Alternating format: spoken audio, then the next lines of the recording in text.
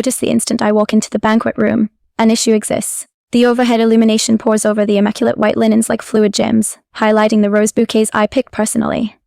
Light pink flowers cuddled next to sprigs of gypsophila, precisely as I had requested. The crystal drinkware grabs the light, casting colorful spectrums upon the partitions. All appears ideal. Each detail I organized for Sasha's marriage ceremony remains exactly as I pictured, each detail apart from the relatives' table. My pace wavers mid-stride. The noise of my pumps on stone abruptly deafening to my hearing. I tally quietly 1, 2, 3 seats. 3, not 4. I flutter my eyelids, sure I have overlooked an item. Mother, father, Sasha. 3 seats at the relatives' table, 0 for me. I remain motionless, grasping my binder to my torso like protection. A server glides by, whispering a regret, yet I hardly process his speech. The space continues its pre-ceremony hum around me while I gaze at that table at the void where my seat ought to be. Mum rotates, her sparkling wine glass suspended midway when she sees me. The slight grin she provides does not touch her gaze. Audrey, she utters, my name sounding like a reconsideration on her tongue, is all set for Sasha's arrival. I motion towards the table. There exist only 3 seats. Her look shifts momentarily to the seating plan, then back to me, aloof and calm. Correct. You do not require one. The phrases hit like a tangible strike. I sense my shoulders tense, my backbone rigid in protection. Why? I comprehend. My tone emerges firmer than I experience. Sasha materializes at Mum's side, magnificent in the bridal dress. I aided in choosing cream-colored lace over gold silk that enhances her tan skin tone flawlessly. The guest tally is incorrect at the relatives' table, I state, although I already understand the response. Sasha's gaze squints a little, the recognizable line showing between her eyebrows. Perhaps the employees committed an error. Her voice contains that recognizable inflection. The one that implies any trouble in her universe must be another person's error. I hold her stare for a moment longer than pleasant. I grasp. The words feel like cinders, yet I keep my tone level, my look controlled. Then I rotate and depart, my binder clutched firmly to my torso. My stance flawless, each stride a feat of determination. I locate a secluded spot near the staff entry and browse the sheets on my binder, though I know every aspect of this day by heart. My palms shake slightly, revealing the calm I am struggling to keep. Just yesterday evening, I had been in this exact room until 3 a.m., overseeing the positioning of each table decoration, authorizing the illumination configuration, making certain everything was impeccable for Sasha's major occasion. While the relatives rested in their hotel rooms, I had crept through each corner of this location. My cell vibrates with a message from the flower arranger. We are only proceeding because we have faith in you. Sasha has not settled our bill. I shut my eyes briefly, recalling the instance last week when I discreetly moved $4,200 from my own profile to handle the flower down payment after Sasha's car was rejected. Another cost she will never learn of. Another quiet addition to her ideal day. I glimpse my image in an ornamental-looking glass fixed on the wall. Dark blue outfit, plain, stylish, one I created and stitched personally. Hair styled into an impeccable bun. Cosmetics perfect. Nothing in my look reveals the emptiness expanding inside my core. 3 seats, not 4. A bunch of attendees look my direction, so their murmurs inadequately hidden behind fluttering schedules. I square my shoulders and act oblivious. Your sibling's marriage is stunning. You performed a wonderful job. The sound jolts me from my reflections. Michelle Banks, my youth companion from Columbus, stands near me, authentic kindness in her gaze. Thanks, I answer, my grin rehearsed yet sincere for her, simply performing my duty. Your duty? Michelle's brows rise in shock. You arranged all this? I assumed you merely assisted with the gown. Michelle's brows. I disagree. I managed everything. Location, blossoms, food list, tunes. That is remarkable, she states, then quiets her tone, though I am astonished you are not seated with your relatives. Before I can respond, another recollection emerges. Mum's voice at the practice meal yesterday evening, her arm around Sasha as she presented her to far-off kin. This is my dear child, the one who will receive everything. When Uncle Robert had inquired about me, her answer had been casual. She's occupied with her career, not truly involved in the relatives' festivities. Not truly involved in the relatives. I wind up in a hidden nook, computer resting on my lap. My finger pauses above the transmit key on an essential message. 1 week ago, I had dispatched a formal alert note concerning unsettled bills, businesslike, polite, yet unambiguous. It had received total quiet. Familial devotion versus work principles. The perpetual conflict of my life. I gaze at the display, recalling the vacant spot at that table, the intentional omission. 3 seats, not 4. This concludes now. 15 minutes later, I sit in a corner nook of Café Roma opposite the marriage location, computer open and a half-full coffee turning cool near my arm. My digits pause above the keys as I access the relatives' monetary documents I have been monitoring since assuming the role of their occasion coordinator 3 years prior. The monitor brightens my face in the poorly lit cafe as I navigate files marked with exact attention. My abdomen clenches when I access the Home Alone reports. This cannot be accurate, I murmur, though I realize the figures do not deceive. Our relative's residence outside Columbus, the extensive brick colonial with white pillars that my parents claim set them back $1.2 million, now holds not one but two mortgages. The second, obtained just half a year ago, almost matches the initial. I access the credit card reports next. 4 months late on 3 distinct profiles, smallest payments overlooked, fees accruing every day. Each report carries Sasha's autograph, my mother's approval. Then I locate it, the trust account documents. My digits become still as frost forms in my chest. The Grandma Lopez Educational Trust, set up for both Sasha and me, displays a sum of $3,421. Last year, presently, it contained over $240,000. A sequence of takings, each labeled S. Lopez Educational Costs, emptied it methodically over the previous 8 months. The identical 8 months during which Sasha arranged this extravagant marriage while also declaring monetary difficulty. My cell buzzes on the surface. The screen illuminating with the flower arranger's name, Miss Lopez. Sarah's tone quivers slightly when I pick up. I dislike disturbing you during the marriage, yet we require settlement verification by 4 p.m. The remaining sum of $12,600 stays unpaid, and Miss Sasha is not answering our calls. Before I can reply, another message comes from the food provider. Critical. Credit card refused for marriage fees balance. Yeah. Please guide. And one more from the illumination specialist. Last remittance not obtained. Do we continue with party illumination? I shut my eyes, recalling our youth house with its shining wood panels and crystal light fixtures. The Christmas when 12-year-old Sasha revealed a pedigree competition horse while I obtained a mall present certificate. The season she traveled Europe while I labored extra hours at the neighborhood cafe. University admission letters came for both of us the identical week. Sasha's arrived with my parents' pledge of a completely equipped flat close to campus. Mine arrived with debt forms. We have faith in you, Audrey, Dad had stated, his palm on my shoulder. You are the dependable one. You will cope adequately. I signed those documents alone in my bedroom. $40,000 in scholar debts with percentage rates I scarcely grasped.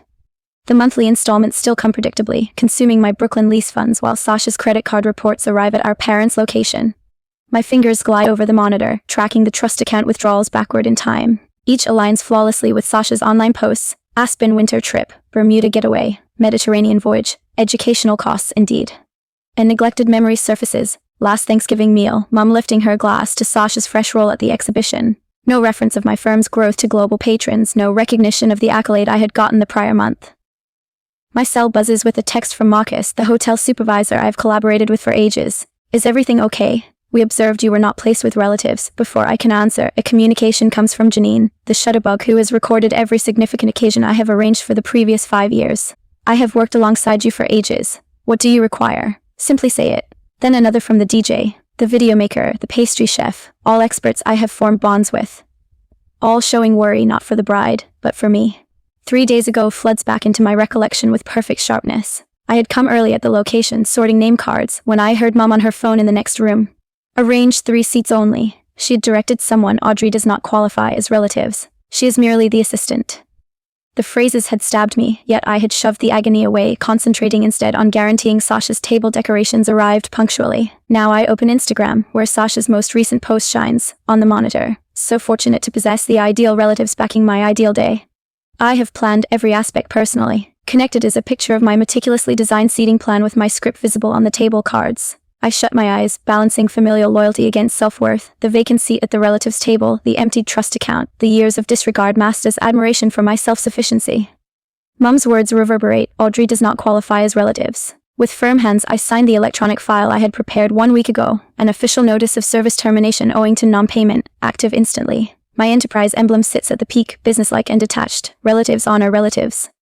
I whisper to the vacant cafe, this is not honor. I press transmit, then methodically send duplicates to every supplier still awaiting settlement. With every click, the burden of duty rises from my shoulders, substituted by something unfamiliar, the buoyancy of selecting myself for the very first occasion. My cell starts to illuminate with replies. I mute it, shut my computer, and finally take a drink of my cool coffee. It tastes like liberation. 10 minutes later, back at the location, I notice Sasha first. Her headpiece grabs the light as she moves between tables, hopelessness emitting from her perfect posture. Her eyes meet mine across the banquet room, and for a moment I observe authentic terror flash across her face. Audrey. Her voice carries a quiver I have never heard previously. What is going on? The barge is shut and the hotel supervisor is inquiring about payment. Resolve this. I shut my computer with a gentle click. 7 days. I provided them 7 days to handle the unpaid bills, 7 days of quiet. I have retracted my enterprise's master profile assurance. I state, my tone steady. The hotel needs instant settlement now. Sasha's face collapses. Not with thankfulness for the thousands I have already paid, but with privileged anger. What are you discussing? You cannot simply. I can. I did. The phrases come effortlessly, astonishing me with their power. Every supplier got notice of service halt 10 minutes ago. Behind her, the party disintegrates into chaos. The string quartet packs their equipment mid-tune. Servers clear partly filled sparkling wine glasses. At the core of it all stands my mother. Credit card offered to a regretful hotel supervisor. Her look changing from confusion to rage as her card is declined. My father lingers close by, trying a different card, then another. His shoulders sag with every denial of the supervisor's head. For the initial occasion in my life, I see him appear diminished. The photographer Renee, who I have worked alongside for ages, catches my gaze from across the space. She gives me a slight nod before aiming her camera towards the relative's alarm, recording disintegration of their perfect front. I stand, adjusting my dark blue outfit. The binder I have gripped all day changes from an emblem of duty into something more potent. A shield, a toll, a proclamation of freedom. Each step I take towards the middle of the space feels significant, as if I am crossing not merely a banquet room, but a doorway in my life. The hotel supervisor sees me and instantly adjusts his necktie. Miss Lopez, thank you for approaching. I possess the agreements right here as you asked. Next to him, my mother's gaze narrows to perilous cracks. What is she discussing? We employed her enterprise. She works for us. In fact, the supervisor states, his inflection professionally courteous yet chilly towards her. Miss Lopez's occasion planning company is one of our most esteemed associates. Her enterprise's master profile assurance was the sole reason we continued without complete payment in advance. The change is instant and visible. Staff who had been attentive towards my relatives now focused their notice on me. Oh wow. Glasses of water materialize for me, not them. Seats are pulled out for my benefit, not theirs. The influence balance shifts with staggering velocity. Sasha seizes my arm, her artificial nails pressing into my flesh. Please refrain from this, she whispers, her tone dropping to a hopeless appeal. You will destroy everything for me, just this single day, my marriage day. For an instant, I hesitate. Far below the fury and pain, I still recall constructing blanket forts with her when we were kids, before our parents' preferential treatment became her privilege. A small spark of my innate goodness appears, persuading me to yield. My mother detects this uncertainty. She marches forward, label heels tapping on stone. Her face set in the fake assurance I have seen her use at Columbus Country Club events when the Lopez relatives standing required protecting. She will not risk it, she states, voice projected to reach nearby attendees. Audrey has always been merely a silhouette in this relatives. She understands her position. The phrases penetrate me like rocks in pure water, generating waves that cannot be retrieved. A silhouette, merely a silhouette. I observe my own change mirrored in my mother's gaze as her assurance wavers. The binder in my palms no longer shakes. What is occurring? A marriage attendee murmurs nearby. Are they not settling? The sibling arranged everything, another whispers. Apparently they never paid her enterprise. I reach for the paper the hotel supervisor offers, taking the pen from his grasp.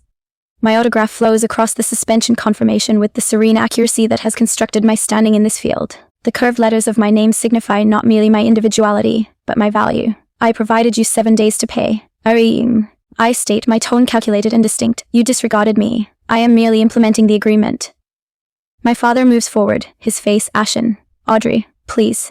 We can talk about this in private. Like he debated taking away my seat from the relatives' table. I open my work folder, taking out the document I found 3 days ago. Or maybe we should talk about how Sasha emptied the trust account where I was also a recipient. Gasps spread through the assembling crowd. Sasha's new spouse stares at her with emerging terror. Those funds were intended for both of us, I continue. $40,000 that might have settled my scholar debts I had to take because each cent of relatives' backing went to her. My mother's face solidifies. You possess no evidence. I shove the bank reports towards her. I possess records of every withdrawal. Every transfer. Sasha's tears change from scheming to authentic alarm. Her eye makeup traces dark streams down her cheeks. They inform me you would not object, she whispers, that you never anticipated anything from the relatives regardless. For the initial occasion, I see the reality plain on their faces. They never appreciated me. Never would. The vacant seat was not a mistake. It was a declaration. I shut my folder and slide it under my arm. The burden rises from my shoulders as I stand to my full stature. I may not qualify as relatives. I state, my tone carrying across the abruptly quiet room. Yet I qualify as an expert, and experts receive payment. I turn my back on their shocked faces and walk to the exit. Behind me, I hear the distinct noise of my sibling's ideal day falling apart, the mumble of shocked attendees, the click of Renee's camera recording it all, the start of disputes that will never conclude. With every step, the invisible bonds of duty and expectation disappear. By the time I reach the grand entrance, I am lighter than I have been in ages. The midday sunlight catches me as I step outdoors, warm on my face. For the initial occasion in my life, I experience the complete power of standing in my own illumination, not as a silhouette, but as myself. 30 minutes later, the banquet room empties like liquid down a pipe. Attendees clutch present sacks to their chests and whisper as they rush to the exits. Where just 60 minutes ago, crystal drinkware clinked with congratulatory drinks, now waitstaff pile unused champagne glasses onto wheeled carts. The white roses I picked with such attention sag in their containers, petals starting to drop like snow onto deserted place settings. I stand in the shadows near the staff entry, observing. Sasha's new spouse, Mark, walks near the half-sliced marriage cake, phone pressed to his ear, his face contorted in bewilderment. The 6-level creation I spent weeks designing with the baker stands partly taken apart, the bride and groom figurine leaning sideways at an awkward tilt. The marriage coordinator, whom I hired as my substitute, when I understood I would be attending as relatives, approaches a senior pair with a regretful smile. I am so sorry, yet there has been a fiscal circumstance with the hosting relatives. The party is ending early. My mother's church companions gather in a tight cluster, eyes glancing toward Vivian, who sits alone at that 3-seat table, spine stiff, gazing at nothing. Some tiny, injured part of me wishes to feel triumphant.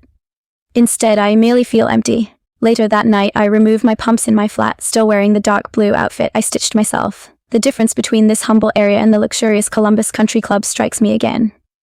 My fingers glide over the aged arm of my used sofa, a world away from the vintage Louis XIV furniture. Mom and Sis finishes their sitting area. My cell illuminates for the 19th occasion. Father, Sasha. Mother, Sasha again. The marriage planner, Mark. Mother, father. I watch the alerts accumulate, each wanting a small mallet against my determination saw. Then, with 3 intentional taps, I block every relative's number. The quiet that follows feels like the initial complete breath I have taken in ages. A container of Veuve Clicquot waits in my fridge, a present from an appreciative customer that I had been storing for a unique event. Rio. If today does not qualify, nothing will. The cork pops with a gratifying thud against my ceiling. To work principles, I whisper to my vacant flat, lifting my glass in a solitary toast. My computer screen glows in the dimness. I open my banking application and flinch at the total. Then I start making calls. Carolyn, it is Audrey Lopez. Yes, regarding today's marriage, I know, and I am so sorry you were trapped in the middle. I take a breath. I will cover your outstanding sum personally. This is not your fault. I duplicate this discussion with the small flower arranger who remained open late preparing boutonnieres, the family-run pastry shop that made the tall cake, and the string quartet whose melody was interrupted. By the time I finish, my credit card holds an extra $14,000 in debts. We always understood we could rely on you, Miss Lopez. The flower arranger states, alleviation clear in her tone. That is why we continued despite the settlement problems. Work principles matter more than relatives' connections occasionally, I answer, shocked by the firmness in my voice. My computer chimes with fresh message alerts. The subject lines tell their own tale. Notice of failure, or second home loan installment, Lopez relatives dwelling, Columbus Business Journal. HY, local relatives confronts multiple legal actions. A fast look at social media shows Sasha has altered her relationship status too. It is complex. Beneath it, a quickly written post. Anyone require a somewhat used marriage gown? DM for particulars. Another message from the church secretary confirms mother's resignation from the parish council owing to private situations. Father's message sits unread in my inbox. Subject, critical monetary guidance required. I remove it without reading. I open my contacts and systematically remove my emergency contact details. The field sits blank, cursor blinking in the emptiness. After a moment's pause, I key the name of my counselor instead. My finger hovers over a folder of relatives' pictures on my cell. Remove them. The youth recollections, holiday events, even the painful ones, they map the route that brought me here. Instead of deleting them, I generate a fresh album labeled What I Conquered and transfer them there. In my diary, I write a single line. The vacant seat was not a denial, it was guidance. I coil up on my window nook, watching the city's lights twinkle against the night sky. Tomorrow will bring repercussions I cannot foresee. There will be fury, perhaps legal dangers, certainly emotional coercion, yet tonight, for the initial occasion since I can recall, the twist in my stomach has eased. The weight on my shoulders has risen. My flat feels not tiny, but enough, not solitary, but serene. Occasionally, the strongest seat at the table is the one you depart from. 2 days after the marriage disaster, the news piece appeared on my tablet during breakfast. Lopez relative's home goes into repossession. I gaze at the Columbus Dispatch headline. The phrase is stark against the white backdrop. My coffee cools beside my uneaten bagel as I scroll through the article describing my relative's fiscal downfall. A message notification slides in from Mrs. Peterson, my mother's bridge companion for 15 years. Is it accurate regarding your parents relocating to a flat? Everyone at the club is chatting. No. I swipe it away, only to find a LinkedIn update below it. Mo. Sasha Lopez is now looking for fresh prospects in occasion coordination. The irony does not escape me. She's attempting to enter my field after claiming praise for my labor at her marriage. My cell vibrates with a bank alert. Lopez relatives trust. Legal actions started. The trust account Sasha emptied. The one where my name existed on document but never in reality. I place my gadget screen down on the table and finish my coffee. The liquid is cool now, sharp on my tongue. I do not wince. I do not grin. I simply rinse my cup and put it in the washer. My actions exact and managed just as they have always been. 3 weeks later, she shows up, without warning. I glance up from my workstation to find my mother standing in my office doorway, clutching her handbag with pale knuckles. Vivian Lopez, who once controlled rooms with her aura, looks reduced. The label garments swapped for department store essentials. The carefully maintained blonde streaks now displaying gray at the roots. We committed a horrible error, she states, her tone stripped of its usual power. We require your assistance. I gesture to the seat across from my workstation, the irony not missed by either of us. A seat I am providing that she once refused me. I needed your affection my whole life. I state, my tone steady. You selected differently. She begins to talk, but my cell interrupts with Sasha's name on the screen. I let it go to message, keeping visual contact with my mother. Later, I hear Sasha's communication, the union is finished. He departed when he discovered about the funds. Her tone breaks. I did not realize how terrible things were. Please call me back.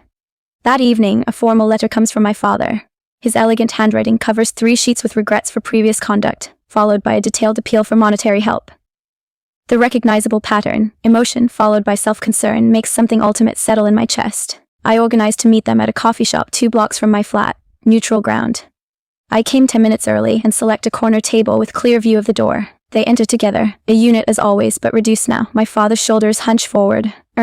His once commanding aura shrunk by monetary disaster. Sasha follows behind them, her left hand noticeably bare where her 4-carat engagement ring once Saturday. Her eyes are red-edged, missing the assured glint that once characterized her. I do not stand when they near. I do not provide embraces or soothing cliches. I simply gesture to the seats I have arranged. 3 seats, evenly spaced, directly opposite mine. Thank you for coming, I state. My mother speaks first. Her fingers fidgeting with the strap of her handbag. We always preferred Sasha because she was simpler to manage. The confession lingers in the air between us. Your self-sufficiency intimidated us. We did not know how to manage it. My father nods. Gaze fixed on his coffee mug. We selected the route of minimal opposition. It was incorrect. Sasha glances up, mascara smeared below her eyes. They inform me you were indebted to us because you were the less adorable kid. Her tone fractures. I trusted them. The phrases should injure, or at all. Perhaps once they would have. Now they merely confirm what I already understand. We require assistance regaining our footing, my father states, pulling papers from his attaché. Just until we resolve matters, the bank has provided us 30 days to leave. We thought possibly your flat. I lift my hand, halting him mid-sentence. The debt between us is not quantified in currency. Their hopeful expressions change to confusion, then incredulity as comprehension dawns. You cannot mean... My mother starts. I wish you wellness. I state rising. Yet we no longer possess a relationship. My mother's face collapses, not in the theatrical manner I have witnessed throughout my life, but authentically, the front finally cracking to show the lady underneath. My father sits in astonished quiet. Papers have taken from his case. Sasha reaches for my hand. Please, Audrey. I look at her digits, the nails now unpolished, the skin around them sore from anxious picking, and step back. The vacant seat liberated me. I state softly. It revealed to me precisely where I stood with this relatives. I am thankful for that clearness now. I walk to the door, my strides calculated and peaceful. The burden I have borne since childhood, the frantic need for their endorsement, the constant adjustment of their requests, disappears with each step. Behind me I hear my mother's cries, my father's delayed shouts. I do not glance back. Some debts can never be settled. Some seats stay vacant by decision. Outside, fall sunlight warms my face. I inhale deeply, filling my lungs with fresh October air. For the initial occasion in 33 years, I am entirely, totally free. 1 year later, I trace my digit along the wrought iron handrail of the Tuscan villa terrace, the warmth of the dropping sun caressing my skin. Beneath me unfolds the marriage of global pop celebrity Marissa Lawson, every detail performed with accuracy that would make my former self proud. The string quartet performs softly as attendees in formal attire move like colorful paint strokes across the stone patio. My aide Jenna appears at my side, tablet in hand. Everything is progressing flawlessly, she states, then pauses. Your mother contacted the office again, 4th occasion this month. I take a sip of Prosecco, the bubbles dancing across my tongue. The identical response as always. Jenna nods and slips away. I watch her coordinate with the photography crew, her assurance a mirror of what I have constructed, a company that flourished after I departed from relatives' duties to honor work-related ones. The computer on the table chimes, reminding me of my weekly therapy session, Doctor.